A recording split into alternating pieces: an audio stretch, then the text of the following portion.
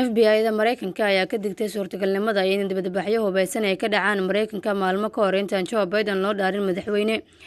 Waxaa jira warar sheegaya in kooxo hubeysan oo qorsheynaya inay isku urursadaan dhammaan caasimadaha kontonka gobol ee Mareykanka iyo magaalada Washington DC ka hor caleemasaarka 20 January. Cabsidan ayaa timid iyadoo ciidamadu adkeeyeen sugitaanka ammaanka. Maalintii shalay ahayd, Mr. Biden ayaa wariyaasha u sheegay inuusan ka cabsi qabin in lagu dhaariyo meel ka baxsan dhismaha Capitol. Isaga iyo madaxweyne ku-xigeenka la doortay ee Kamala Harris ayaa weli la filayaa in lagu dhaariyo meel ka baxsan dhismaha, iyadoo 2 toddobaad ay kasoo wareegeen weerarkii ay dadka ku dhinteen ee taageerayaasha madaxweyne Donald Trump ay ku qaadeen dhismahaasi. Saraakiisha ammaanka ayaa waxaa ka go'an inaysan soo laaban wixii dhacay 6dii bishan markii kumanaan taageerayaal u Trump ay u dhaceen dhismaha Koongareeska Mareykanka oo ay ka socotay cod loo qaadayo natiijada doorashadii madaxtinimada.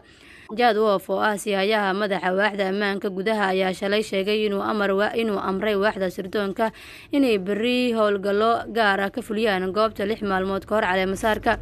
Saraakiisha ayaa sheegay in ilaa 15,000 oo ciidamada ilaalada qaranka ah la geyn doono xarunta.